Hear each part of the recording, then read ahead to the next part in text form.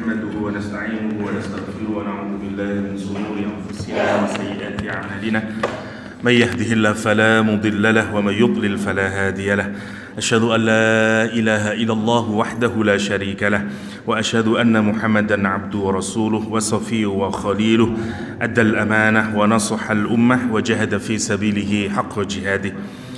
Ikhwa fillah rahimakumullah, rekan-rekan semua yang dirahmati Allah Subhanahu wa taala. Momentumnya sebenarnya adalah Al-Isra wal Mi'raj karena pas tanggal 27 Rajab. Tetapi tentu saja berbicara tentang masjid juga tidak terlalu jauh dari tema Isra Mi'raj karena hasil yang dibawa dari perjalanan yang menakjubkan itu adalah as-shalah. Dan kapan kita melaksanakan sholat sebagaimana yang dianjurkan di dalam agama kita adalah di dalam masjid. Bahkan Rasulullah SAW sebagaimana yang kita ketahui bersama, di saat-saat akhir kehidupannya yang dilanda dengan sakit, dibopong oleh dua orang yang bahkan kalau kita gambarkan mungkin karena fisik Rasulullah itu lebih tinggi dibanding sahabat yang membopong, kira-kira Rasulullah menyeret kakinya keluar dari kamarnya untuk menunaikan salat. Kenapa Rasul sampai sedemikian beratnya? Karena persoalan salatul jamaah di masjid. Saat Umar bin Khattab ditusuk dan kemudian ususnya memburai keluar dari perutnya, dan Umar memasukkan lagi begitu azan atau iqamah itu dilantunkan, Umar bin Khattab kemudian menyatakan bahwa dia akan melakukan salat. Sahabatnya yang lain menyatakan engkau sedang sakaratul maut, nanti sajalah, kata Umar. Enggak. Kenapa? Karena dua kisah ini menuturkan sebagaimana yang digambarkan di dalam Al-Quranul Karim, pesan yang diwasiatkan Allah kepada Nabi Isa alaihissalam, wa awsani bis salati waz zakati ma dumtu hayya. Aku diwasiati, kata Nabi Isa alaihissalam, untuk menunaikan salat. Kapan? Sepanjang saya hidup. Selama masih ada nafas, maka kita diwajibkan untuk salat. Dan bukan hanya sekedar salat, tapi perintahnya adalah aqimus salat. Kita diminta untuk melakukan salat yang paling terbaik, tata caranya, pelaksanaannya, sempurnanya kita melakukan salat. Dan tidak ada salat terutama bagi laki yang paling sempurna adalah di masjidnya Allah Subhanahu wa taala. Karena itu menjadi relevan kiranya kita membicarakan tentang para pemakmur masjid. Karena kita semuanya harus berpikir tentang apa yang telah kita berikan untuk memakmurkan masjidnya Allah Subhanahu wa taala. Kenapa? Karena itu satu indikasi kita punya iman. Nanti kajian kita insyaallah berkisar pada surat At-Taubah dari ayat ke-16 sampai 18 insyaallah kalau mencukupi waktunya. Karena kalau kita kepingin tahu orang yang punya iman, orang yang berada dalam petunjuknya Allah SWT, lihatlah pemakmur masjid. Semua orang ngeklaim punya iman, ya. Tetapi apakah klaim itu benar menurut Allah Subhanahu wa taala? Kita nggak tahu, nggak ada garansi untuk itu. Kita hanya claiming ourselves. Kita hanya bilang bahwa saya orang mukmin. Tapi pertanyaannya, apakah Allah mengiyakan itu? Kita belum tahu. Lah, ciri yang kelihatan dari orang yang punya iman adalah dia memakmurkan masjid. Karena itu bagi orang yang menyatakan diri dia beriman kepada Allah, amantu billah wa rasulih, maka memakmurkan masjid adalah sebuah kemestian bagi dia. Yang pertama. Yang kedua, ada sekian banyak kenikmatan yang diberikan oleh Allah Subhanahu wa taala bagi mereka yang memakmurkan masjid. Saya ingin ngawali dari satu hadis dulu untuk mengingatkan kita semuanya. Kata Rasulullah sallallahu alaihi wasallam, "Innama ummarul masajid hum ahlullah fil ard." Enggak ada lain. Kalimatnya diawali dengan kalimat innama, sama seperti ayat Al-Qur'an nanti, innama ya'muru masajidallah. Hadis ini juga menggunakan kata innama. Innama ummarul masajid. Enggak ada yang lain. Pemakmur masjid itu hum, yakni pemakmur masjid itu ahlullah, keluarganya Allah fil ardi, bumi ini. Jangan bayangin menjadi keluarga sinten lah yang kita anggap mulia hari ini. Misalnya keluarganya orang yang terpandang, bahagia kita. Menjadi keluarganya presiden, ada sekian banyak kenikmatan yang bisa kita dapatin, ya. Kemuliaan yang mana lagi dari sekedar menjadi keluarganya manusia, tapi dianggap oleh hadis ini orang bisa menjadi dianggap tanda petik, ya, keluarganya Allah Subhanahu wa taala. Tentu ini kalimat majaz, ya, kalimat bukan kalimat asli, ya, kalimat kiasan. Tentu saja Allah tidak butuh keluarga, tapi ini menunjukkan kedekatan orang itu, sebagaimana hubungan keluarga antara bapak sama anaknya, untuk menunjukin kekerabatannya, kedekatannya orang itu dengan Allah Subhanahu wa taala. Kalau ingin tahu, Allah juga menggunakan kalimat ahlullah kepada siapa? Kepada ahlul Quran. Mereka yang hafal Al-Quranul Karim, mereka yang memahami Al-Quranul Karim, mereka yang mengamalkan Al-Quranul Karim. Orang yang menghafalkan, mendalami, mengerjakan isi Al-Quranul Karim, yang biasanya disebut dengan ahlul Quran, di dalam hadis disebut sebagai ahlullah fil ard wa khassatuh, sebagai familinya Allah, keluarganya Allah SWT, dan orang-orang spesial, orang pilihan Allah. Pantas hafal Quran, pantas dia memahami isinya Al-Quran, pantas dia mengamalkan isinya Al-Quran, dia ahlul Quran. Wajar dia menjadi keluarganya Allah. Saya tidak mungkin, Ustaz, saya dari dulu juz 30 aja lupa-lupa terus. Tidak mungkinlah saya jadi keluarganya Quran. Ada peluang yang lain untuk menjadi ahlullah fil ard. Apa itu? Memakmurkan masjid. Ya, saya tidak bisa ambil ini. Alhamdulillah, Allah itu selalu punya agama ini, selalu punya peluang yang lain. Oke, saya tidak bisa masuk lewat sini, saya akan masuk lewat sini. Ya, karena itu nanti mari kita pikirkan apa yang harus kita lakukan kalau kita ingin menjadi orang yang digambarkan Al-Quran sebagai pemakmur masjid. Pemakmur masjid. Sebelum kita masuk ke ayat, saya ingin menjelaskan dulu kata makmur, ya, kata imarah di dalam bahasa Arab. Ada banyak pendapat di kalangan para ulama, tapi kita ambil yang paling umum, ya. Imaratul masajid atau memakmurkan masjid itu ada 3 maknanya. Satu, membangun building masjid. Yang kedua, maintaining, merawat, menjaga masjid. Yang ketiga, fulfilling atau filling up the mosque, attending, ya, datang untuk memenuhi masjid, berjamaah di masjid. Ada 3 ini. Semua orang yang terlibat di dalam salah satu dari 3 itu, dia masuk kepada orang yang memakmurkan masjid. Ya, prosesnya disebut dengan takmir. Ya, takmir itu sebenarnya proses untuk memakmurkan masjid. Tapi di Indonesia sudah jadi namanya orang yang disebut dengan umarul masajid. Ya, sekarang kita pikirkan dulu. Jadi 3 ini, 1, membangun masjid. Siapa yang cawe-cawe mulai mencari tanahnya, mulai bangun, mulai gambarnya, mulai ikut nyumbang semennya, nyumbang keramiknya, nyumbang apapun saja, nyumbang kopinya, tehnya, apapun saja yang dilakukan untuk membangun masjid, dia masuk dalam kategori umarul masajid. Yang pertama, urusan bangun. Sekarang lagi bangun kayaknya, enggak ada udah. Semua urusan bangun itu masuk memakmurkan masjid, yang pertama. Yang kedua, maintain, tidak merusak masjid, menjaga kebersihan masjid, menjaga lingkungan masjid, menjaga apapun sajalah, mulai bangunannya, kebersihannya, WC-nya, dapurnya, semuanya. Dan kita ini kalau bisa mestinya memang masjid itu tidak sekedar menjadi tempat sholat. Di tempat-tempat yang lain masjid sudah banyak fungsinya, ya, yang menarik, ya. Kalau masjid-masjid di luar biasanya plus gandeng dengan pemandian mayat, ya. Jadi satu komplek di masjid itu selain ada sekolahan, kalau mau lengkap, ya, juga ada untuk memandikan mayat. Jadi kalau ada orang mati, tidak lari kemana-mana, sudah ke masjid, karena dia punya tempat memandikan mayat. Keranda mayat juga ada di masjid, takut malah tidak ke masjid, ya. Jadi semuanya di situ, tapi ya ditutup lah. Jadi enak, terutama di desa itu penting, karena kalau di desa orang memandikan mayat di depan rumahnya yang sedang Ya kalau rumahnya besar, kalau susah jadi susah ya. Nah, siapa yang mengambil inisiatif itu? Ya tentu saja kita jangan terus-menerus mengharapkan negara lah ya. Kita juga harus berinisiatif terutama untuk kebutuhan kolektif. Siapa yang bisa ngambil inisiatif itu? Salah satunya selain RT, RW, masjid.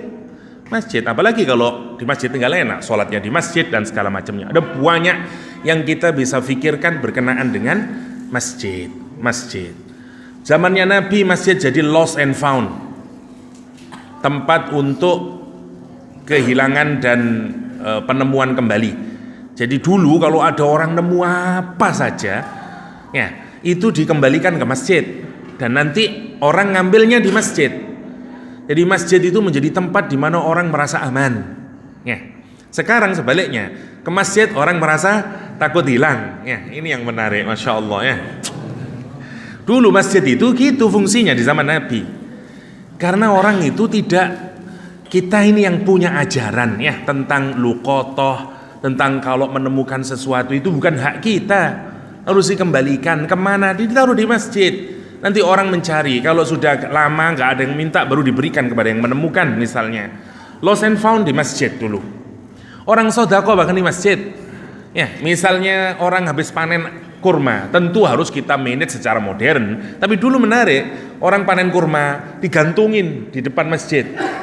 Orang ngambil, terserah yang miskin, yang apa ngambil, dan segala macamnya. Orang-orang yang soleh, kalau panen dia ngambil kurma yang paling terbaik, disodakohkan, ditaruh di masjid. Ya, kalau dulu satu tandan begini. Ya. Sementara orang-orang yang munafik atau orang-orang yang lemah imannya, apa yang dia lakukan? Dia ambil kurma yang jelek, dia masukin ke dalam tandannya itu, biar menyatu, dikira dia baik. Ya. Dan itu direkam oleh Al-Quranul Karim, kelakuannya mereka itu. Jadi menarik, ya. Kita harus, itu bagian dari maintaining masjid, Jadi nanti kalau bisa diperlebar, intinya adalah pokoknya punya kemaslahatan yang ammah, kemaslahatan secara umum. Masjid jadi tempat ibadah, masjid jadi tempat kajian keislaman, masjid jadi tempat untuk didik anak-anak. Ya, kan itu masjid juga harus ramah terhadap anak. Ya, dan itu harus kita pikirkan. Beberapa masjid sudah berpikirkan punya tempat untuk anak. Alhamdulillah, Masjid Citra Harmoni ada tempat mainan untuk anak. Good. Memang itu yang harus kita pikirkan.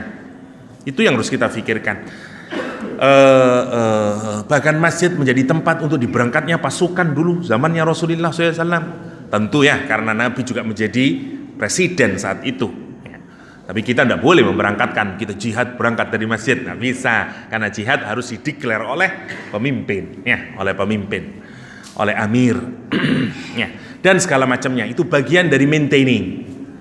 Syukur-syukur masjid menjadi tempat simpan pinjam misalnya, karena keuangan masjid mencukupi. Jadi bagi anggota masyarakat yang kurang mampu bisa pinjam dengan tanpa bunga kepada masjid. Keren kalau bisa kayak begitu. Ya, bisa macam-macam lah. Dan kalau jenengan terlibat dalam mikirin begitu, memakmurkan masjid. Karena itu nggak ada alasan saya nggak bisa Ustadz, saya nggak bisa saya berkontribusi ke masjid. Saya ini orang ekonomi, justru orang ekonomi penting berkontribusi di masjid. Saya orang tidak ada, semua orang nanti kalau kita pikirkan harus bisa berkontribusi kepada masjid. Oke, itu yang kedua. Yang terakhir adalah hadir di masjid, memakmurkan masjid, datang ke masjid, sholat di masjid, iktikaf di masjid, dan segala macamnya. Ya, penuhi masjid itu bagian dari memakmurkan masjid. Ya, nanti monggo dirinci sendiri. Tapi kalau jenengan terlibat dari 3 aktivitas ini, jenengan termasuk takmir masjid. Meskipun tidak tertulis namanya. Siapa takmir masjid? Bukan saya ustadznya. Enggak, pokoknya orang yang terlibat dalam 3 ini dia takmir. Takmir itu usaha untuk memakmurkan masjid. Ini takmirnya kemana? Tidak pernah ke masjid ustadz. Meskipun namanya tertulis, kalau dia tidak terlibat 3, dia bukan takmir. Ya, meskipun namanya tertulis ya. Ada satu masjid takmirnya tidak pernah ke masjid ya. Kenapa Pak? Ya kita keliru memilih Ustadz, orangnya itu sibuk kerja, tapi kita jadikan ketua takmir, kata dia. Loh kenapa? Karena waktu pilihan itu semuanya satu RW, kemudian seperti pakai demokrasi itu, sama milih ini. Lah banyaknya orang tidak ke masjid, sehingga yang menang dia yang tidak ke masjid, kata dia. Lah ini celaka ya. justru ketua takmirnya tidak hadir di masjid, ya, tidak kecuali acara-acara yang besar, ya. Tentu bukan itu takmir, ya. Takmir menurut Al-Quranul Karim, orang yang ikut melakukan salah satu dari tiga ini. Kalau jenengan bisa tiga-tiganya, itu yang paling top. Ia berkontribusi dalam bangun, juga berkontribusi dalam maintain, dan berkontribusi terhadap menyemarakkan masjid atau memenuhi masjid. Semuanya dulu orang tidur di masjid zaman dahulu. Ya tentu ini harus kita jaga. Satu, kita ingin membuat orang senyaman mungkin di masjid, tapi juga kebersihan masjid dan segala macamnya harus kita jaga. Dulu semua orang misalnya kalau jauh perginya kemana? Ke masjid. Hatta orang non muslim dipersilahkan ke masjid. Lah syukur-syukur kalau ke depan nanti ada warga yang non muslim, kita punya lah section untuk misalnya menyilahkan orang non muslim untuk tanya-tanya tentang Islam, ingin tahu tentang Islam. Bagus banget. Misalnya masjid juga bisa ngajarin kuliah pranikah. Ya, kalau di Singapura atau di Malaysia, orang belum bisa menikah kalau dia belum punya sertifikat lulus short course menikah. Di Singapura atau di Malaysia nggak bisa cuma langsung datang ke OA saya menikah, nggak bisa. Kon ngerti apa kewajiban wong lanang, apa kewajiban menjadi perempuan, apa hak-haknya, bagaimana tugasnya, kapan itu disebut dengan talak dan segala macamnya. Kuliah kalau di sana saya nggak tahu berapa kali pertemuan, tapi nanti lulus sampai sertifikat baru boleh menikah. Di kita nggak ada, mulus-mulus saya sudah mau nikah ya sudah ya lah. Karena itu kadang-kadang secara biologis siap jadi suami, tapi secara moral dereng siap. Ya, minimal punya bekal ilmu. Oke, sekali lagi ngarapin pemerintah terus sampai kapan? Lah kalau itu diambil inisiatifnya oleh masjid, top. Ya, misalnya itu bagian dari maintaining, bagian dari fulfilling. Ya, menarik. Masjid menyelenggarakan misalnya banyak yang belum tahu itu. Ya, dan segala macamnya. Itu yang makna memakmurkan masjid. Masya Allah ya. Satu, Anda kalau ikut memakmurkan masjid menjadi nopo? Ahlullah fil ard, family of Allah di bumi ini. Masya Allah. Itu lebih keren dari pangkat apapun saja. Sebenarnya di mata Allah, jangan pikirkan menjadi presiden Indonesia dibanding menjadi keluarganya Allah di dunia, keren pun di keluarga Allah di dunia lah. Meskipun donok duit lah ngoten to aslinya. aslinya sebenarnya itu yang mesti kita raih dalam hidup. Anda punya apapun saja, semuanya akan habis. Semuanya fana. Tapi menjadi orang yang dekat kepada Allah itu yang akan kekal. Itu yang akan kekal. Kita ini sukanya yang instan, yang kelihatan ada hasilnya saat ini. Ya, kalla bal tuhibbunal ajilah. Ajilah itu yang sekarang. Saya dapat apa? Saya sekarang ini melakukan dapat ini. Kalau lama, malas kita ini. Dan itu karakternya manusia. Kata Al-Qur'an, kalla ojo ngono po'o. Bal tuhibbunal ajilah. Kenapa sih kamu ini kok suka yang instan? Suka yang cepet-cepet aja. Ya, ini sholat itu mana Ustaz? Tidak ada hasilnya saya sholat itu. Dagangan tetap sepi misalnya, ya, dan segala macamnya. Wa tadharunal akhirah, dan kamu meninggalkan yang akhir, terutama yang balasannya nanti. Ya, wa tadharunal akhirah. Jangan begitu, nanti kamu akan nyesal sendiri. Kapan? Kalau nyawamu sudah ditarik malaikat dan sudah ada di sini. Terus tidak bisa lagi, you mencari semua dokter. Dokter sembuhkan saya, nggak ada.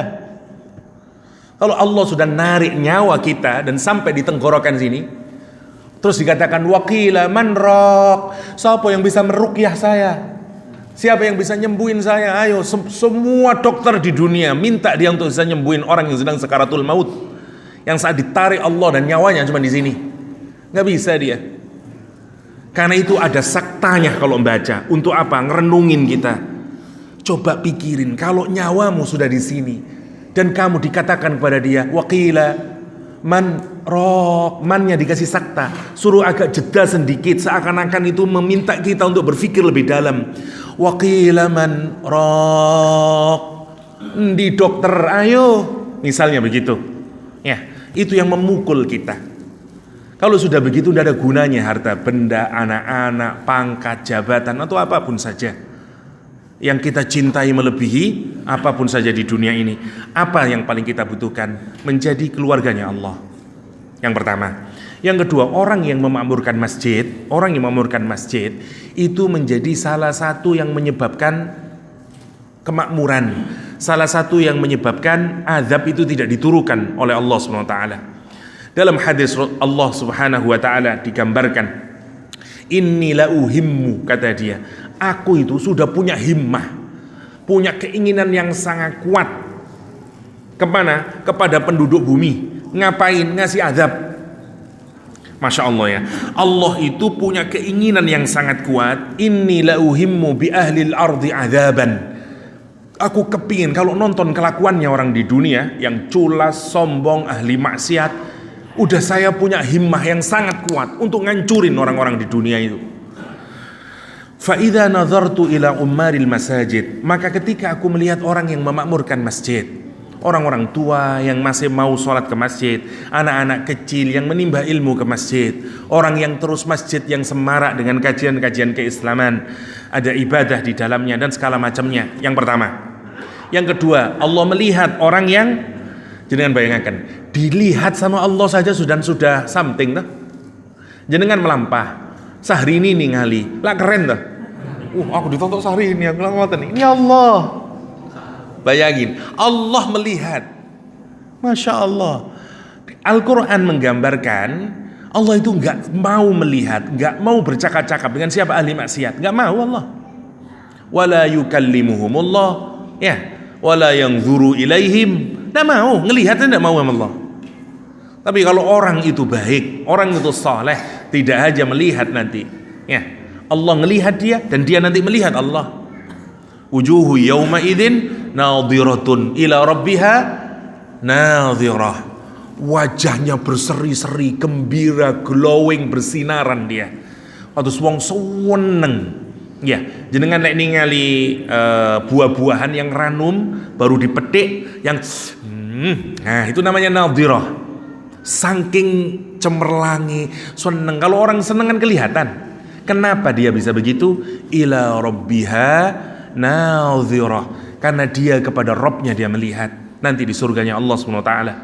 Ya, Allah melihat orang itu, kita nanti juga diberi kenikmatan oleh Allah dan merupakan puncak kenikmatan di surganya, yaitu melihat Allah Subhanahu wa taala. Lah, siapa orang yang dilihat di dunia ini? Yang pertama, fa idza nazartu ila ummaril masajid wal mutahabbina fiyya, dan orang yang saling mencintai karena Allah. Jenengan nek mboten percaya, lek jenengan rajin ke masjid, nanti ketemu sesama orang yang ahli masjid. Pelan-pelan sampean akan jatuh cinta karena Allah sama orang itu. Lek gak ono nyandi anu ya. Muncul kan ngoten toh, terus wong Jawa weting tisno jalaran saka kulino misalnya. Kulino teng masjid suwe-suwe seneng. Kalau ndak ada ditanyain, yang dia anu iku. Dan pelan-pelan, dan kecintaan itu bukan karena apa-apa. Nggih. Karena sama-sama menjadi ahlul masjid, karena sama-sama rajin jamaah, nggak ada niatan apa-apa, nggak punya bisnis yang sama, tidak punya krono bakal dilirik dari mantu, enggak, murni semuanya karena Allah. Itu penting, nggih. Biasanya kapan itu muncul? Kalau sesama orang yang soleh, sesama orang yang ahli ibadah, dia saling mencintai bukan karena alasan yang lain kecuali karena Allah.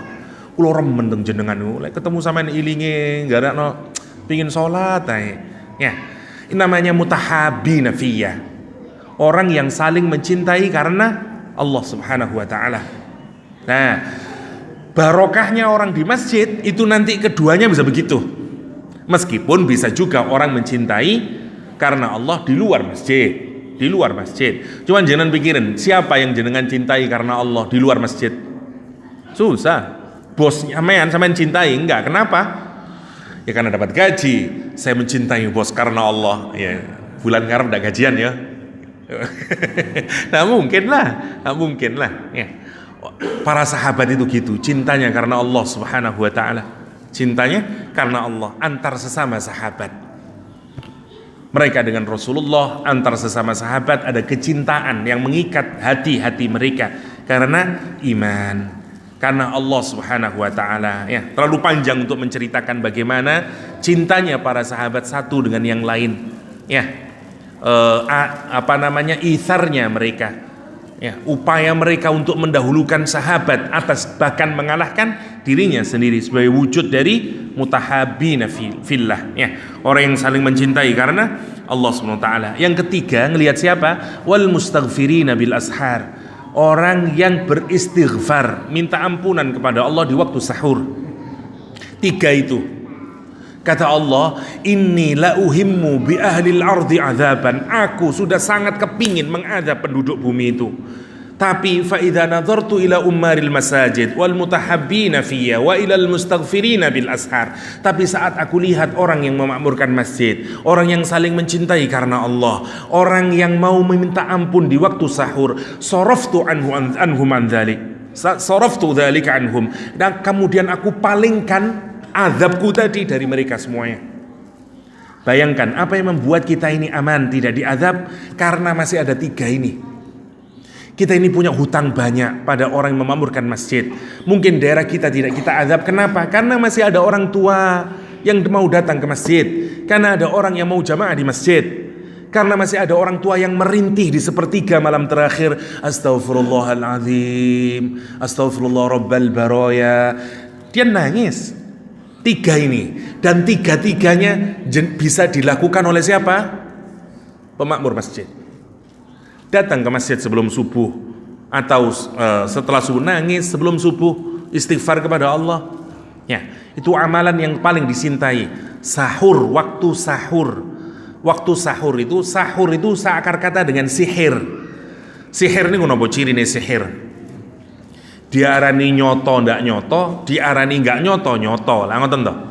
Jadi ini ku sihir, remang-remang sihir niku. Sahur waktu yang nggak jelas. Diarani bengi yo ndak bengi, isuk yo ndak isuk. Karena remang-remang namanya sahur, waktu sahar. Ya, kalau kita makan di waktu itu, ya makannya disebut dengan makan sahur. Ya, pakai hak sebenarnya. Kalau di TV sahur pakai hak sahur. Ya, ya. Lah orang yang minta ampun di waktu sahur, itu spesial orang kayak begitu itu. Kenapa? Karena murni kalau orang minta ampun di waktu sahur itu nggak dilihat oleh orang, butuh kesungguhan dia untuk bangun dan segala macamnya di waktu sahur. Kira-kira setengah jam lah sebelum subuh waktu sahur itu. Ya. Lah kalau kita mau sunnah nanti juga yang paling terbaik kalau mau makan sahur ya di waktu sahur. Kan lucu, namanya makan sahur, makannya jam 1. Niki apa ini? Namanya bukan makan sahur ya. Sahur itu mestinya dimakan di waktu sahar kan gitu mestinya. Ayo sahur jam piro? Jam 12. Lah iya betul. Sahur jam 09.00 bengi. Lah iya apa ya? Bukan sahur namanya sebenarnya ya. Meskipun boleh. Cuman mestinya sahur ya di waktu sahur, di waktu sahar ya. Kita lihat dulu lah ayatnya biar nanti, kalau baca hadisnya tidak selesai. Kita lihat dari ayat ke-16. Bismillahirrahmanirrahim. Am hasibtum an tutsraku, kata Allah, apakah kalian mengira bahwa kalian itu ditinggal begitu saja? Walamma ya'lamillahu alladhina jahadu minkum, padahal Allah belum mengetahui siapa di antara kalian yang sungguh-sungguh berjihad kepada Allah Subhanahu wa taala. Walam yattakhidu, dan orang-orang itu belum mengambil min dunillah selain Allah, wala rasulihi, dan selain rasulnya, walal mu'minin, dan selain orang mukmin, walijah. Jadi kita lihat dulu kata Allah SWT, apakah kamu mengira hidup di dunia ini dibiarkan begitu saja oleh Allah SWT padahal kalian belum mengalami dua hal? Enggak. Pasti orang hidup itu, kata Allah SWT, akan diuji oleh dua hal ini. Tidak dibiarkan begitu saja. Saya singkatkan ya. Yang pertama, diuji siapa yang sungguh-sungguh menjalankan agama Allah. Bahasa yang lain, diuji untuk dilihat jihadnya orang itu. Yang pertama. Yang kedua, diuji apakah orang itu mengambil walijah selain Allah, selain Rasulullah, selain orang mukmin. Baru nanti kita masuk ke masjid ya. Saya lihatkan dulu apa yang dimaksud dengan jihad. Jihad itu dari kata jahada, bersungguh-sungguh. Bersungguh-sungguh itu mengambil 3 model. Kalau jenengan sungguh-sungguh secara pikiran, mikir metenteng, ya opo ya dalil iki kenapa ya, belajar, ngafalkan Quran dan segala macam, terus mutolaah lagi, murojaah lagi, namanya ijtihad. Kalau Anda memanfaatkan otak dengan serius, terus mikir untuk sampai ke titik paling terakhir, namanya ijtihad. Dari akar kata yang sama.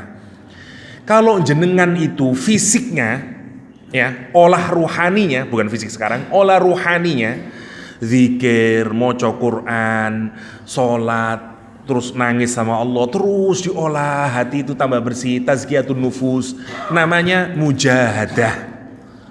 Namanya mujahadah. Kalau jenengan fisik sekarang yang dilakukan, wah, misalnya dalam bentuk peperangan, ya, fisik, pakai fisik sekarang, tidak pakai otak, fokusnya tetap pakai otak tentu saja. Tapi yang kelihatan melakukan aktivitas sungguh-sungguh fisik kita, namanya jihad. Akar katanya sama, namanya jahadah, dan harus dilakukan paling maksimal. Kalau maksimalnya pakai otak, ijtihad. Karena itu 4 imam itu disebut dengan mujtahid. Kenapa? Karena dia orang yang sungguh-sungguh, hidupnya fokus kepada ilmu. Imam Nawawi tidak mikir kawin, ya, sampai mati. Kenapa? Karena terus mikirin ilmu. Tidak cukup waktunya ngajar malam-malam, tidak ada waktu, guys. Sampai kemudian usia berapa? 34 atau 48, meninggal di 48 kalau saya betul itu, meninggal dunia. Habis belum menikah Imam Nawawi. Hidupnya apa? Karena terlalu banyak urusannya ilmu. Imam Malik, Imam Hambali, Imam Hanafi, hidupnya kayak begitu. Karena itu disebut dengan para mujtahid. Para mujtahid. Ya, kalau kita enggak lah, kita ini nyantai dalam kaitannya dengan ilmu. Tapi kalau jenengan kemudian saya mau sungguh-sungguh saat mulai belajar serius dan segala macam, namanya ijtihad. Prosesnya namanya ijtihad. Oke. Kalau jenengan mujahadah terus, masya Allah, wong niku awan poso, ndawut bengine nggak tahu turu, terus zikir, terus tazkiyatun nufus, mujahadah. Ya, makin dekat ke Allah, proses muqarabahnya terus, namanya mujahadah. Tapi kalau jenengan perang menggunakan fisik, berdarah-darah, namanya jihad. Hidup itu akan diuji oleh Allah. Siapa yang sungguh-sungguh dalam agama ini? Nanti kelihatan. Tentu saja kalau kita lihat konteksnya ayat ini, karena ini surat Taubah, konteksnya tentu saja perang memang, yaitu perang Tabuk saat itu. Tapi untuk konteks sekarang, siapa yang sungguh-sungguh di jalan Allah ini? Yang fikirannya, yang fisiknya, yang ruhaninya. Monggo dipilih. Ustadz, saya ini IQ saya tidak pinter-pinter banget, Ustadz. Kalau suruh mikir saya nggak bisa. Ngapalin hadis nggak bisa, hadis Quran mawon boten saged napa maneh hadis misalnya. Tapi kalau saya suruh mecahin batu, yes, wonten yang begitu itu. Maka jenengan fokusnya di di jihad, bantu masjid, nanti semuanya yang arahnya fisik. Saya bagian karpet, saya bagian kamar mandi, saya bagian nyapu, saya bagian nopo lah.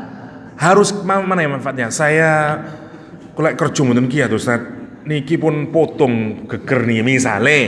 Tapi jenengan cerdas otaknya. Saya insyaallah yang mikirin itu macam-macam. Ya.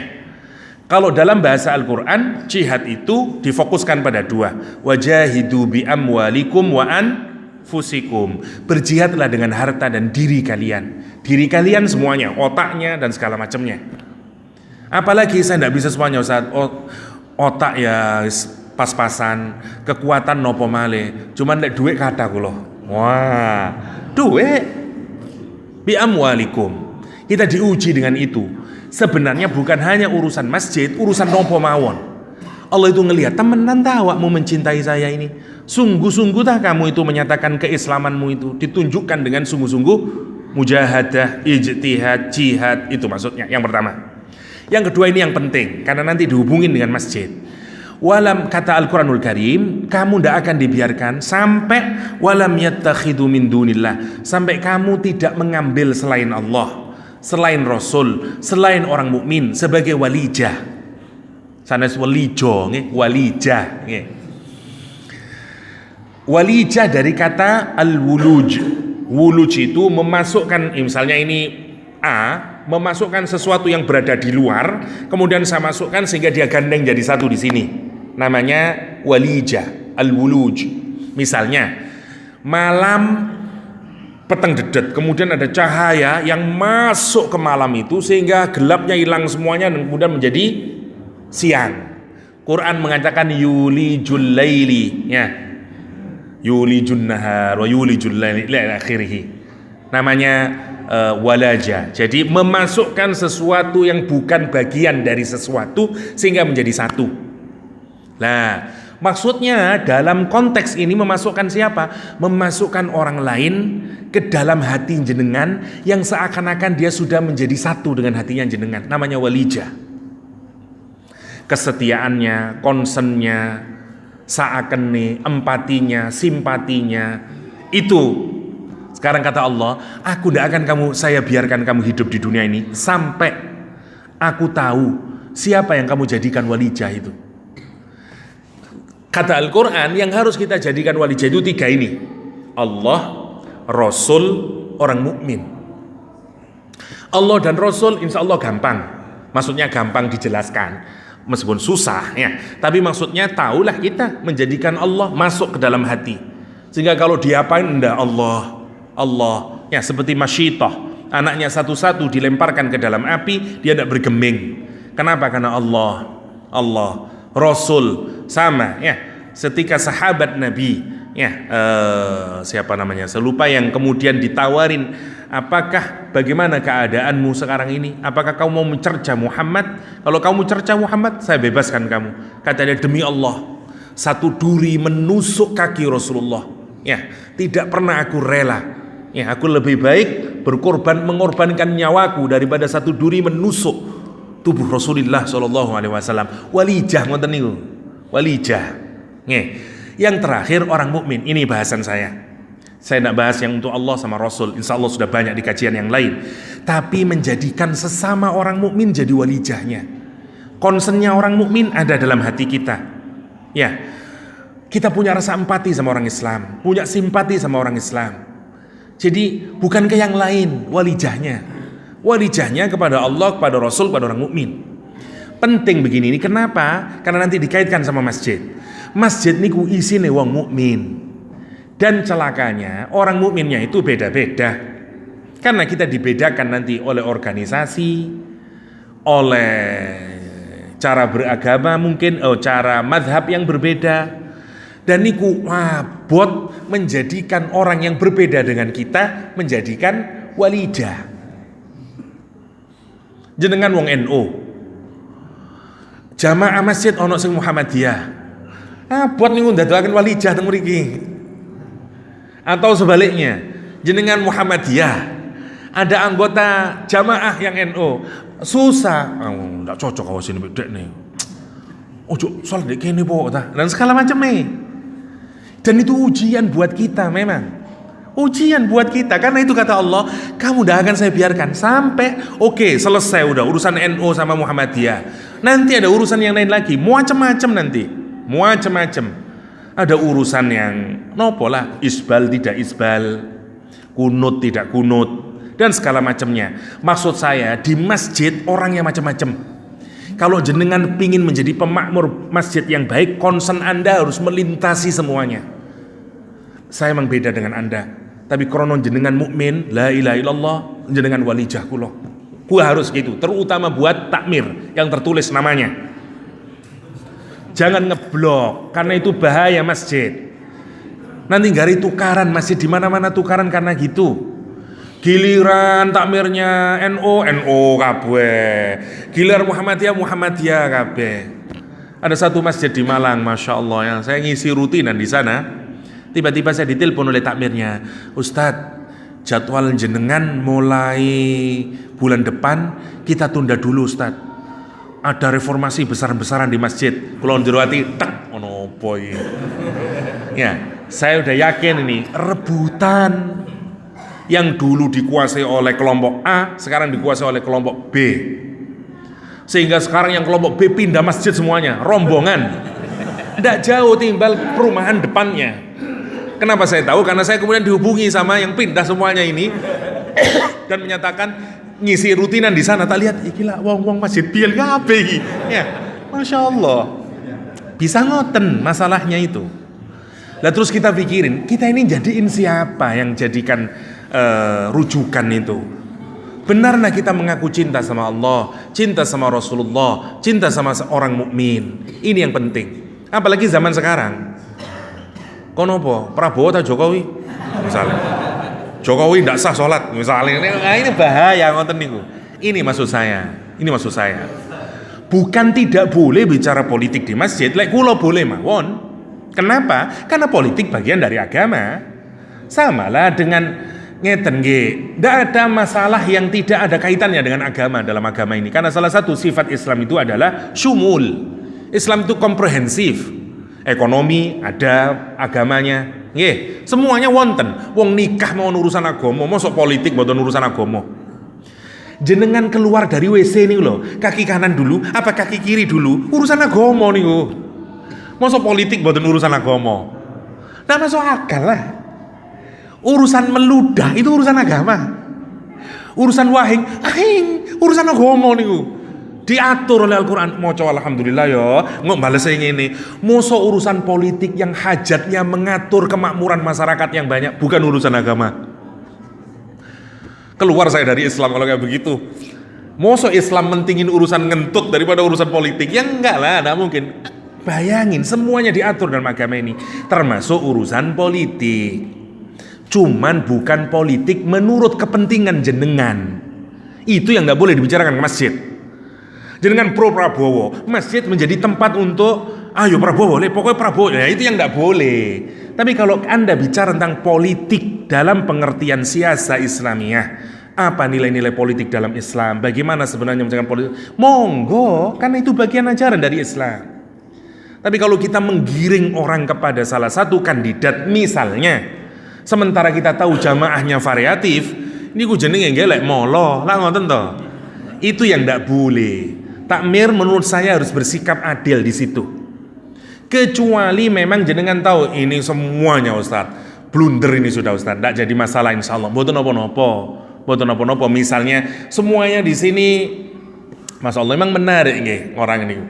Saya pernah di satu masjid, masjidnya ini pakai kunut karena saya di situ itu setiap subuh. Saya tidak pernah ngimamin, jadi imamnya pakai kunut terus. Somehow suatu saat saya ngimamin, saya ngikutin tradisinya karena biar tidak rame jamaahnya, saya pakai kunut.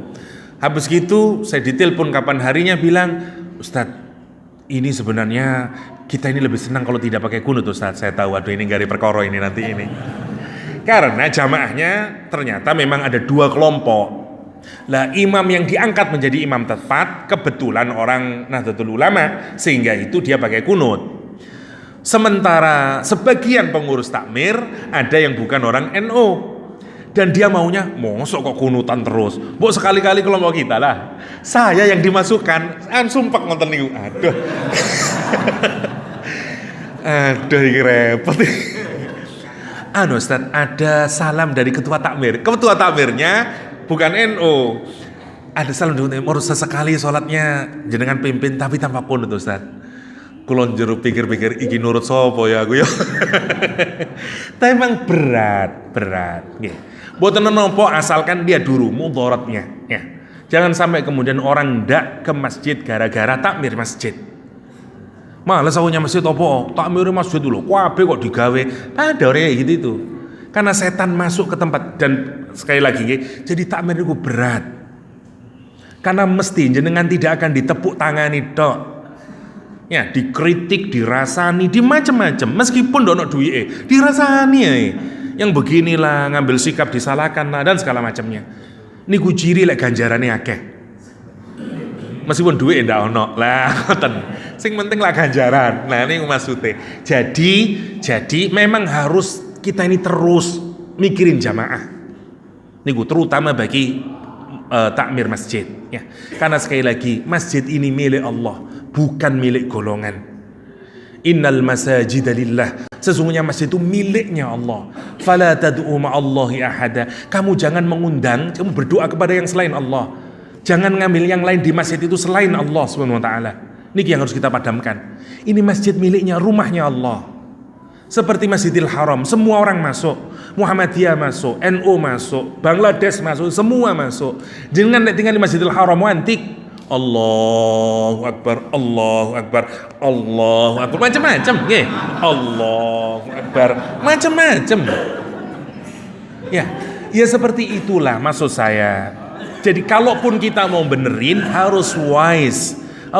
Ini rumah Allah, bukan rumah kita. Bukan rumah kita. Anda diberi amanah dan kehormatan menjadi takmir, tapi bukan seperti pemilik kos-kosan yang bisa ngatur semuanya. Ya, itu maksudnya. Itu yang harus kita pikirin dari awal. Ini rumahnya Allah. Dan ingatlah setiap detik jenengan itu mendapatkan pahala dari Allah kalau jenengan benar-benar menjadi pemakmur masjid. Diamnya orang di masjid dengan pahala. Bayangin, diam tok nih loh pahala. Diam tok nih padahal. Durung zikiran, apalagi memakmurkan masjid. Apalagi menjadi takmir masjid. Sing mikirin dan menerima resiko dicaci maki dan mungkin dan segala macamnya. Nggak jadi masalah. Karena itu ujian. Karena itu nanti ciri pemakmur masjid yang paling terakhir apa? Walam yakhsha illallah. Dia tidak takut kecuali sama Allah. Menarik. Mungkin yang nggak pernah jadi takmir nggak merasakan begitu. Ya, walam yakhsha illallah. Maksud jadi takmir raya harus begitu. Iya. Nanti ada saat di mana jenengan, masya Allah, mangkel jurinati, wes dono bayarane, duit tambah entek, dilokno uang dan macam nih. Emang begitu. Masya Allah. Saya dulu ngimamin sholat Idul Fitri. Jadi Allahu Akbar, tidak pakai Allahu Akbar 7 kali. Allahu Akbar, Bismillahirrahmanirrahim. Tapi nggak ada yang Subhanallah di belakang. Selesai rakaat pertama, rakaat kedua Allahu Akbar. Saya ingat, mau aku nggak ngomong Allahu Akbar ya. Yang kedua bener 5 kali, udah Allahu Akbar. Setelah selesai, saya berdiri. Jamaah sekalian, kejadiannya di Manila nih, banyak orang asing. Saya bilang, oke, saya bermadhab Syafi'i. Dalam madhab Syafi'i bahwa membaca Allahu Akbar 7 kali adalah sunnah saja. Dan kalau ditinggal tidak membaca tetap sah sholatnya. Ini sebagai pendapatnya Imam Bajuri dalam Hasyiah Al-Bajuri. Saya bilangkan kitabnya. Oke, tapi saya ingin bersikap demokratis karena Anda mungkin sebagian dari kalian tidak bermadhab Syafi'i. Bagi Anda yang memang merasa tidak sah, saya silakan ajuin tangan dan kita akan memulai proses dari awal lagi sholat. Nggak ada satupun yang angkat tangan. Oke, berarti oke semuanya dan secara hukum syah. Alhamdulillahirabbil alamin. Kita lanjutin dengan khutbah. Selesai. Begitu assalamualaikum di ramai sekarang dan terdengar di telinga saya, imamnya udah bener yo. Loro niku tengah ati. Sih gue beneran nih.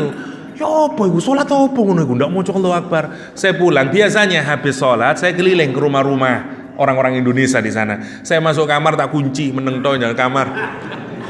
Karena sumpah mikir ya Allah, abot ngoten niku.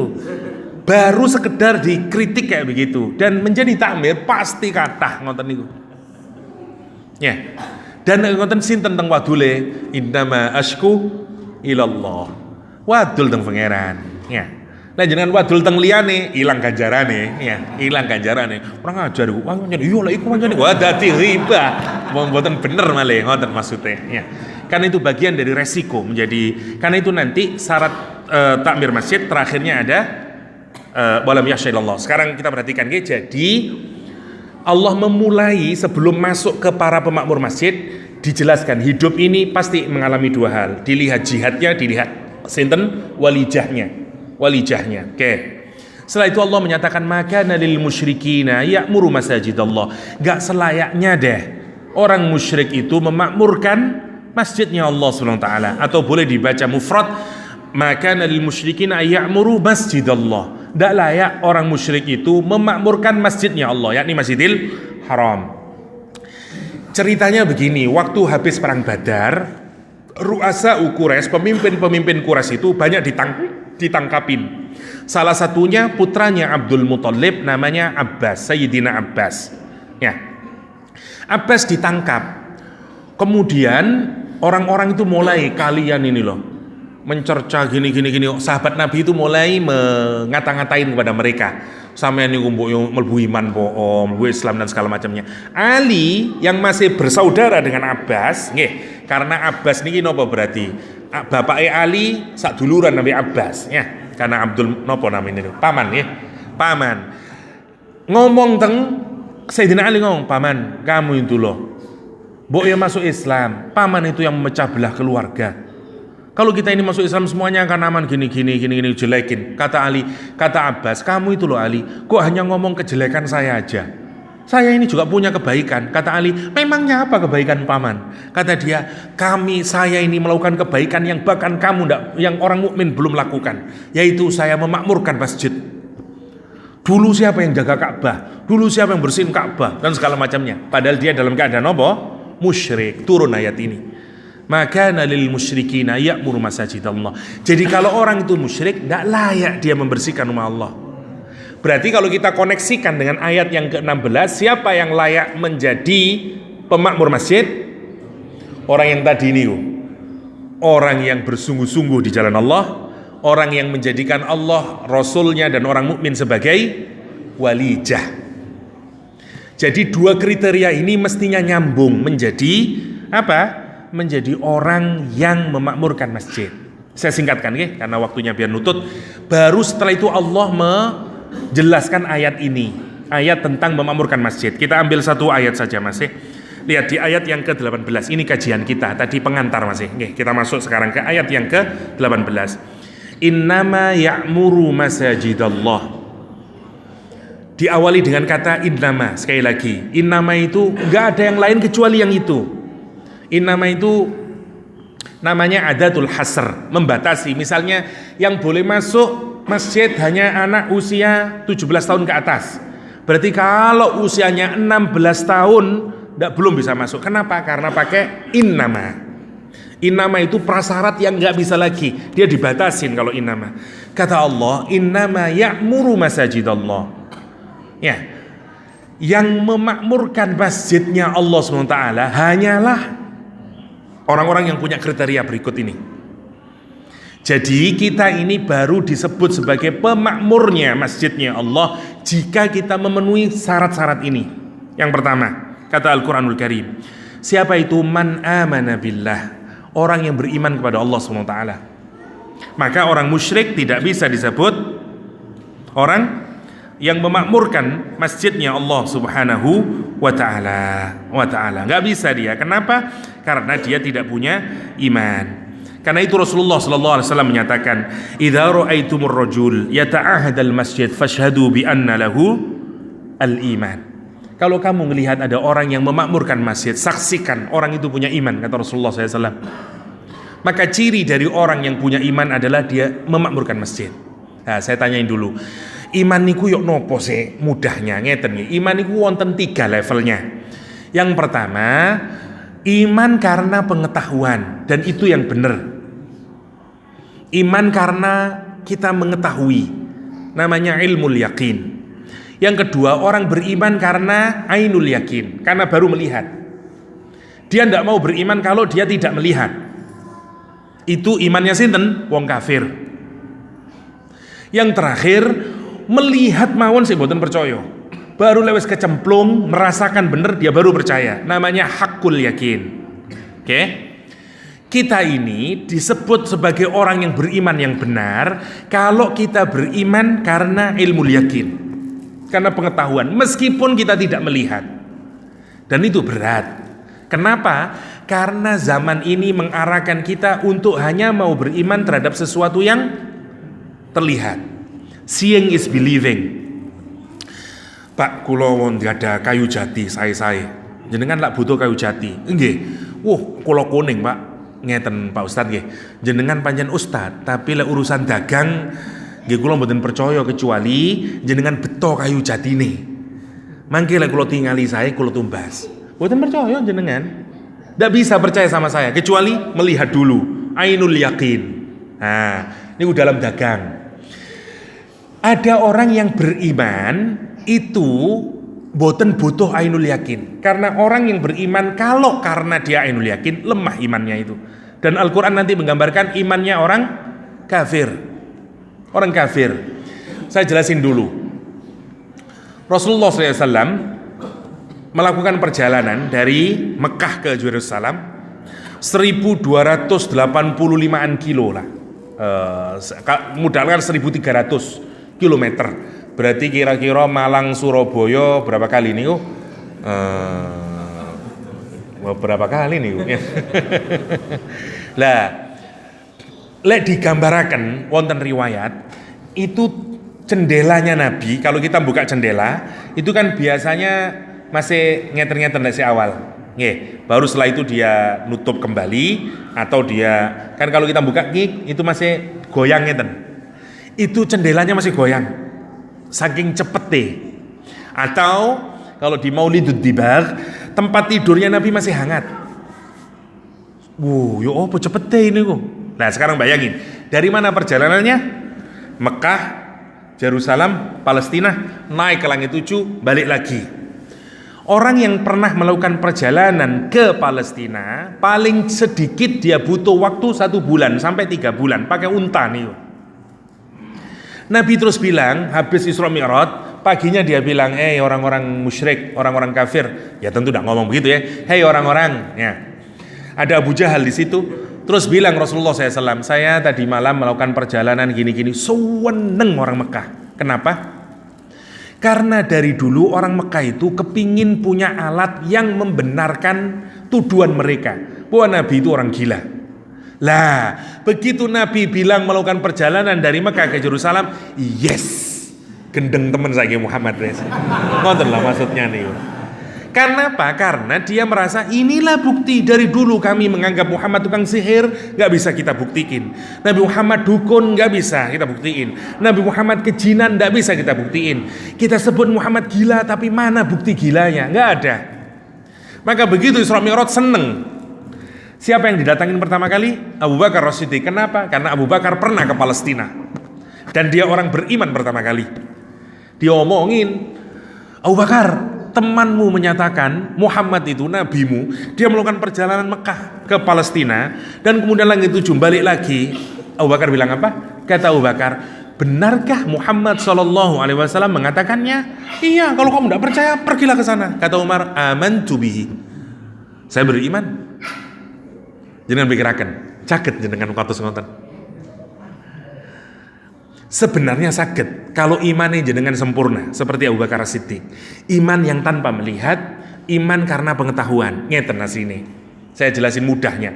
Nanti ujungnya ini sebenarnya kita ini harus percaya bukan karena kita melihat, tapi kita justru percaya karena kita nggak tahu.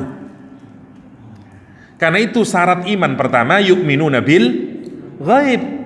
Saya tunjukin yang membuat jenengan nanti percaya memang kita ini sebenarnya tidak boleh percaya sama mata. Kenapa? Karena panca indera kita punya keterbatasan. Maka kalau jenengan hanya mau percaya sama sesuatu yang terbatas, yaitu alat, maka nilai manusia itu hanya seperti hewan yang hanya percaya kalau dia melihat. Saya kasih contoh. Kalau ini gelas, saya kasih pensil, saya masukin, mata jenengan bilang nopo? Lurus atau bengkok? Bengkok matanya. Mana yang jenengan percaya? Pengetahuan atau mata? Pengetahuan. Karena bengkok ini enggak, itu lurus. Cuman terjadi pembiasan kelihatan, enggak kelihatan. Tapi sini yang mampu dicerna. Oke, saya tunjukin lagi untuk memudahkan. Nanti kalau jam tujuan cahaya matahari kena. Saya tanya, apakah cahaya matahari itu memang benar-benar cahayanya matahari yang saat itu bersinar? Bukan. Itu 8 menit yang lalu. Yang sampean kena itu sudah bukan asli. Karena yang aslinya belum nyampe ke bumi. Dia telat nyampainya karena jauh. Jadi cahayanya baru nyampe 8 menit. Wis bukan asli itu. Meskipun mata jenengan asli ini Pak, lho iku mataharinya lho kena. Enggak. Ini 8 menit yang lalu. Kalau kita keluar malam-malam kelihatan bintang-bintang. Jenengan melihat bintang itu. Ada yang usianya 20. Nilai manusia itu hanya seperti hewan yang hanya percaya kalau dia melihat. Saya kasih contoh. Kalau ini gelas, saya kasih pensil, saya masukin, mata jenengan bilang nopo? Lurus atau bengkok? Bengkok matanya. Mana yang jenengan percaya? Pengetahuan atau mata?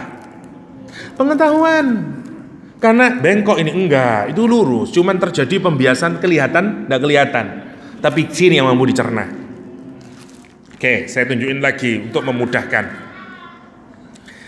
Nanti kalau jam tujuan cahaya matahari kena, saya tanya, apakah cahaya matahari itu memang benar-benar cahayanya matahari yang saat itu bersinar? Bukan. Itu 8 menit yang lalu. Yang sampean kena itu sudah bukan asli, karena yang aslinya belum nyampe ke bumi. Dia telat nyampainya karena jauh. Jadi cahayanya baru nyampe 8 menit. Wis bukan asli itu. Meskipun mata jenengan asli ini Pak, lho iku mataharinya lho kena. Enggak. Ini 8 menit yang lalu. Kalau kita keluar malam-malam kelihatan bintang-bintang. Jenengan melihat bintang itu. Ada yang usianya 20 tahun yang lalu, ada yang 100 tahun yang lalu. Jenengan melihat tapi asli nih barangnya sudah tidak di situ. Karena dia sudah pergi jauh lagi. Itu 100 tahun yang lalu. Loh, tapi kelihatan sekarang. Iya, karena cahayanya lama nyampe di bumi. Karena saking jauhnya, baru setelah 100 tahun, loh, iko kelip-kelip. Padahal kalau jenengan naik pesawat yang cepat, ngelihat di sana, gak ada barangnya. Mana yang sampean percayai? Yang kelihatan mata atau yang hakikatnya? Hakikat. Maka sebenarnya pengetahuan kita ini sekarang, ilmu pengetahuan menggiring kita. Justru kita percaya bukan karena kita melihat. Justru kita percaya karena sesuatu yang lain, yang meyakinkan hati kita, yang meyakinkan otak kita. Jenengan dagang kali Cino, misalnya, mohon maaf bagi yang Cina, tapi sebagai contoh yang baik, dagang kali Cino, di barangnya, iya sapi tuku, terus, tidak dipercaya sama Cino, tapi begitu 3-4 kali percaya, terus kowon gampang lah, dia mau percaya. Kenapa? Karena sampean jujur, tak percaya, ngomong apa jujur. Oke, orang percaya karena bukan karena fisik, tapi karena sesuatu yang bisa dicerna di otaknya, bisa dicerna dalam hatinya. Dan pengetahuan itu begitu. Ini kalau dari jarak 1 kilo kelihatan nopo nih. Tembok nih ini kilo, kelihatan nopo? Mungkin kelihatan putih tok atau kelihatan gelap tok, nggih. Jenengan nek nih duwe kamera. Ngelihat jauh ndak ada kelihatan hijau tok Ustaz. Hijau aja. Kalau pakai mata. Begitu pakai krik ono wong loro pacaran. Sekarang saya tanya, mana yang jenengan percayai? Mata atau kamera? Kamera. Itu sing asli, yang di mata ini menipu. Nggih. Itu baru kamera. Apakah kamera itu hakikat sejatinya? Belum juga. Kalau jenengan punya kamera yang lebih detail lagi, sampai dia jauh sampai ke ujung, boten kelihatan nopo-nopo kecuali kotak-kotak karena sudah pada tingkat nano misalnya. Nggak kelihatan apa-apa. Wong wedok loro, Fatimah ambek Ngatiem misalnya ya. Fatimah wayu, Ngatiem welek misalnya. Kalau dilihat pakai mata, jenengan pakai alat krik terus sampai pada tingkat nano, boten wonten bedane Fatimah kali Ngatiem. Podo kotak-kotak gitu. Nggih, di tingkat nano ngoten. Jadi sebenarnya mana yang hakikat sebenarnya? Masya Allah, karena itu di hakikat sebenarnya kok, ya Allah aku ketipu diubungkus ya, hakikatnya tidak begitu. Kayak begitu, sama dengan iman. Karena itu Abu Bakar lihat, Abu Bakar itu cerdas. Kata Abu Bakar, wong saya menerima Nabi sebagai Nabinya Allah Subhanahu wa ta'ala, wahyu turun pada Nabi. Apalagi cuma sekedar melakukan perjalanan dari Mekah ke Yerusalem. Masya Allah ya. Itu namanya iman. Dia ndak, orang yang memakmurkan masjid, dia punya iman sama Allah. Biarin orang mencerca saya punya Allah. Saya iman saya sama Allah. Saya percaya oleh ini bener. Dia ndak peduli dengan apapun saja. Dia amantu billah. Itu yang pertamanya. Karena itu iman paling kuat, imannya Abu Bakar As-Siddiq. Kenapa? Karena Nabi Muhammad tidak pernah bohong. Akhirnya kesemetan wong Quraisy. Ditekani mana Nabi Muhammad SAW. Kata orang Quraisy, Muhammad, ada berapa pintunya Masjidil Aqsa? Coba jenengan. Kulo tanglet jenengan. Berapa kali jenengan teng Masjid Al-Akbar? Saya tanya, berapa pintunya Masjid Al-Akbar? Lah bingung jenengan. Aduh. Sama Nabi Muhammad juga bingung. Awak ya tekan Masjidil Haram, Masjidil Aqsa, cuman ya ndak ngitung pintu nih. Kan itu dibuat alat untuk ngece-ngece Nabi Muhammad. Kok ndak ro pintune ngaku tekan Masjidil Aqsa? Allah datangkan Masjidil Aqsa di depannya, Nabi mengatakan pintunya ada segini, warnanya begini-begini, dan Nabi tidak selesai begitu.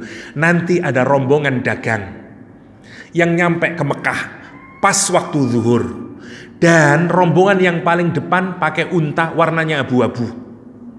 Orang Quraisy nunggu jam 10, jam 12 dari Muhammad teko. Pas zuhur rombongan datang, unta paling depan gelon-gelon abu-abu tak coklat, abu-abu. Pertanyaan saya, iman mereka? Boten beriman. Begitu nyampe, Muhammad gila ya, benar-benar tukang sihir Muhammad itu. Itu komentarnya dia. Kenapa? Iman karena mata itu rapuh. Tapi jenengan lek krono ati karena pikiran kuat. 2 tambah 2 sama dengan 4. Dan yakin itu. 2 tambah 2 dengan 4. Kok tak keplok loh. Loro tambah loro 5. Enggak, 4. Misalnya Galileo Galilei dibunuh oleh gereja. Kenapa? Karena gereja menyatakan bahwa yang mengitari adalah matahari, ngitarin bumi. Galileo Galilei belajar di Baghdad. Sepulang dari sana, dia menyatakan bahwa yang benar itu adalah bumi mengitari matahari. Oke. Dibunuh dia menulis di depan rumahnya, Anda bisa bunuh nyawa saya, tapi selamanya bumi akan mengitari matahari. Tidak bisa keyakinan nih yang di sini, boten saged dikalahkan dengan apapun. Karena itu Abu Bakar menyatakan, benar Nabi Muhammad nyata itu, amantu bihi. Masya Allah, itu yang kita inginkan. Pemakmur masjid, ciri yang pertama orang beriman kepada Allah Subhanahu wa Ta'ala. Yang pertama, cirinya. Yang kedua sekarang cirinya wal yaumil akhir, dia iman sama hari akhir. Ibaratnya orientasi dia adalah hari akhir. Boten untuk, karena dia percaya dengan hari akhir. Ini yang harus kita pikirin. Karena ada takmir masjid yang mencari duit di masjid, dagangan dan segala macamnya. Tidak boleh. Kata Rasulullah SAW, gak boleh ya al-hadis fil masjid, omong-omongan masalah dunia di masjid. Itu seperti api, seperti binatang memakan hashish, makan rumput-rumput. Ya, pahala kita pelan-pelan akan habis. Gak boleh, ini rumahnya Allah. Gak wajar kita ngomong urusan selain urusan yang berkaitan dengan Allah SWT. Jenengan tenggriyo kulo, medaya, terus jenengan ngomong urusan umai sampean, kula lah tersindir tau. Ya bawang iki sih. Mertamu tapi ngomong urusane dhewe ae. Jenengan nonton apa? Griya kula niku anu. Ya bawang iki lah mboten duwe adab ta ngoten niku. Karena itu ndak boleh kita bicara urusan duniawi di dunia ini. Lek kate urusan duniawi metu. Ini rumah Allah. Ndak punya adab orang itu. Ya, karena itu dilarang kita bicara. Ibu-ibu nggawa kodongnya masjid. Narengono, sing iki pira ya? No, stop. Di luar silahkan, emperan masjid silahkan, tempat yang tidak digunakan sholat silahkan, perpustakaan di masjid misalnya go, tapi tidak di tempat masjid. Engkau gawon yo, aku gak kering tempe, yo gawon. Marino 2 lemburi, ngurumpul wong 5. Sing iki pira anu? No, ini rumah Allah, ada etikanya, ya. Itu masalahnya. Jangan ngomong urusan Ustadz. Kalau ngomong anu paralon biro di anu, iya, tapi itu paralon yang dipakai untuk masjid. Parone gunakan untuk bangun mboten napa-napa, lek ngoten. Tapi kalau itu urusan untuk pribadi mboten angsal. Yo apa maksud itu sing kono kaya kurang iku, semene ya apa? Ndak apa-apa kalau kayak begitu. Selama berurusan dengan masjid silahkan. Ya, enggak boleh. Ya. Lah dia akan melakukan kebaikan. Kenapa? Karena orientasinya ya wal yaumil akhir. Saya singkatkan. Sekarang yang ketiga cirinya wa aqamas shalah. Orangnya mendirikan sholat secara sempurna, menjalankan dengan yang paling terbaik. Aqama, kalau sesuatu itu tegak berdiri ngeten, mboten doyong ke kiri, mboten doyong ke kanan, dia iqamah. Ya, maksudnya orang menjalankan sholat dengan sempurna dan terbaik. Rukunnya, waktunya tepat dan terbaik dia menjalankannya. Namanya wa aqamas shalah. Wa aqamas shalah. Wa ataz zakah, dan dia memberikan zakatnya. Itu ciri pemakmur masjid. Aqamas shalah, ataz zakah, saya singkatkan. Dan terakhir, walam yakhsha illallah, dan dia tidak takut kecuali hanya karena Allah. Dulu awal-awal masuk Islam, Abu Bakar As-Siddiq niku bangun tempat sujudnya di depan rumahnya. Orang-orang Quraisy tidak senang dengan sikapnya Abu Bakar As-Siddiq, dan dia meminta agar tempat sujudnya itu dihancurkan. Abu Bakar As-Siddiq menyatakan, saya akan tetap bangun. Saya tidak peduli siapapun yang melarang, karena saya hanya takut kepada Allah. Turun ayat ini. Walam yakhsha illallah. Nah, nanti kalau sedang masjid ada saja perlawanan dari situ, dari sana, caci maki dari situ, dari sana. Lah, orang pemakmur masjid harus punya keyakinan walam yakhsha illallah.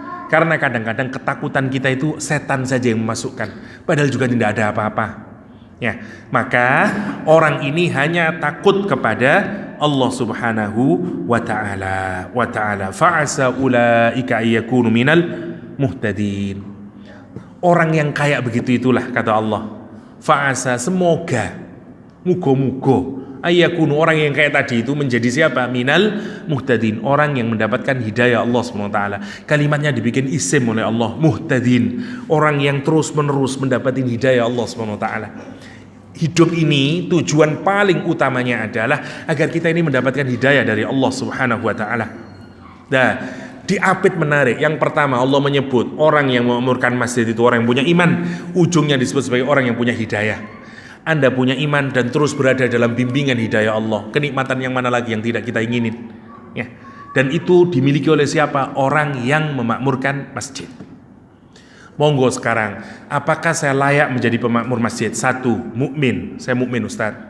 Percaya sama hari akhir. Insya Allah, saya percaya dunia ini hanya sementara dan saya akan menjadi hidup di yaumul akhir. Good. Nomor tiga, salat, aqamas shalah. Salatnya kedasai. Ya, salatnya bapak. Yang ketiga, bagaimana dia memakmurkan tempat sujud kalau dia tidak sempurna salatnya. Dan yang menarik lagi, masjid niku saged menjadi dzaraf zaman sekaligus menjadi dzaraf makan. Tempatnya orang bersujud juga bisa diartikan dengan waktunya orang bersujud. Maka yang disebut dengan aqamas shalah tidak saja berkaitan dengan tempatnya, tapi juga tentang waktunya. Begitu dengan azan, ada keinginan untuk segera melakukan sholat secara sempurna, namanya masjid. Ya, karena itu kita disuruh berbuat yang paling terbaik dengan urusan masjid, mulai dari fisik sampai ke waktunya. Ya, khudhu zinatakum. Ya, inda kulli masjid. Kalau kita mau masuk ke masjid, pakai perhiasan yang baik, pakai pakaian yang terbaik dan segala macamnya. Karena kita diperintahkan pakaian yang baik dan bukan diniatkan karena siapapun kecuali karena Allah Subhanahu wa taala. Aqamas shalah, ataz zakah, walam yakhsha illallah, dan tidak takut.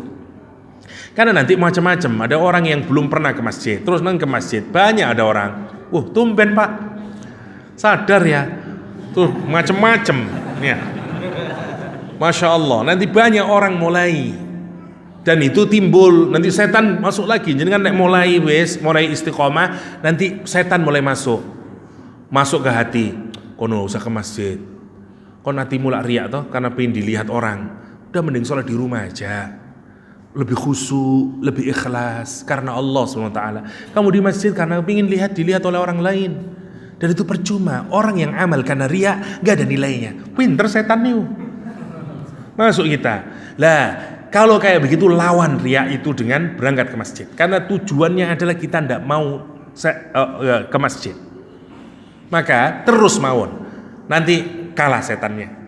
Ya, karena kalau kita mau melakukan perbuatan baik tapi digoda, itu datangnya dari setan, bukan datangnya dari Allah Subhanahu wa taala.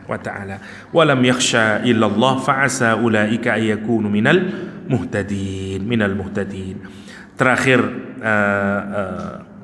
kata Rasulullah SAW menyatakan, man asraja min masjidin, siapa yang menyalakan masjid, misalnya bikin masang lampu di masjid, bayarin PLN di masjid dan segala macamnya.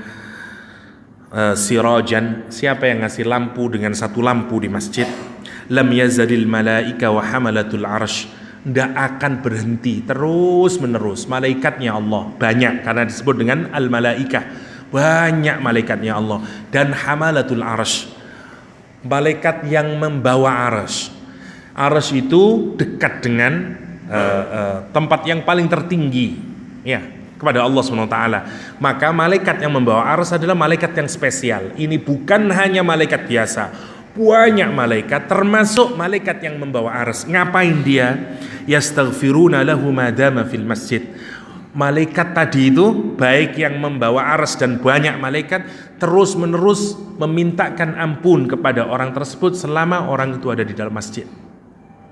Ya, meniku keren. Jenengan kathah hartanya, bilang sama takmir, saya urusan PLN serahin sama saya. Wah, top nih. Banyu PLN, banyu urut PDAM saya. Ngoten, itu yang harus kita pikirin. Ya, makanya pinter orang-orang kadang jenisnya gitu. Ada masjid, sumur saya. Karena dia mikir udah sumur itu akan terus dipakai, setiap netes saya dapat pahalanya dan segala macamnya. Ya, macam-macam bahkan sekarang sudah umum ya orang membangun masjid dengan dibikin meteran ya, 1 meter membeli dijual meteran masjid. Itu semuanya dalam upaya kita memakmurkan masjidnya Allah Subhanahu wa taala. Saya ringkaskan, jadi satu, terlalu banyak kenikmatan yang diberikan oleh Allah Subhanahu wa taala kepada orang yang mau menjadi pemakmur masjid. Dia keluarganya Allah Subhanahu wa taala dan segala macam kenikmatan yang diberikan kepada orang yang membangun masjid. Cirinya adalah satu, ikut terlibat di dalam membangun masjid. Yang kedua, ikut terlibat dalam maintain kebaikan masjid. Yang terakhir, ikut serta hadir dalam jamaah, memakmurkan masjid, membuat aktivitas yang bermanfaat di dalam masjid. Kalau kita ikut dalam 3 kategori ini, insya Allah kita dikategorikan sebagai para pemakmur masjid. Dan terakhir sekali lagi, semua orang yang ingin menjadi pemakmur masjid harus sungguh-sungguh di dalam menjalankan agama ini. Yang kedua, harus menjadikan Allah, Rasulnya, dan orang-orang mukmin sebagai walijahnya dia. Biarlah ada perbedaan, karena perbedaan itu sifatnya natural. Yang penting cari persamaan. Ya, lebih banyak persamaannya daripada perbedaan. Kalimatnya sama, la ilaha illallah Muhammadur Rasulullah. Kalau ada perbedaan itu hanya perbedaan yang sedikit. Jangan karena perbedaan sedikit itu menghilangkan ukhuwah Islamiyah. Ya, semoga setelah 17 April kita semuanya bersatu padu lagi, nggak ada perbedaan lagi. Wong presidennya podo nanti, presiden Indonesia Raya. Ya, jadi itu yang kita inginkan, sehingga ukhuwah Islamiyah tetap terjadi dengan baik. Masjid kita jadi makmur dan masjid menjadi sumber tumbuhnya peradaban Islam, tumbuhnya tempat anak-anak kita mengerti agamanya Allah Subhanahu wa taala. Itu saja yang bisa saya sharingkan. Sampun jam 6, semoga ada manfaatnya. Hadanallahu wa iyyakum ajma'in wa sallallahu ala nabiyyina Muhammadin wa ala alihi wa sahbihi wasallam. Wa akhiru da'wana alhamdulillahi rabbil alamin. Wassalamualaikum warahmatullahi wabarakatuh.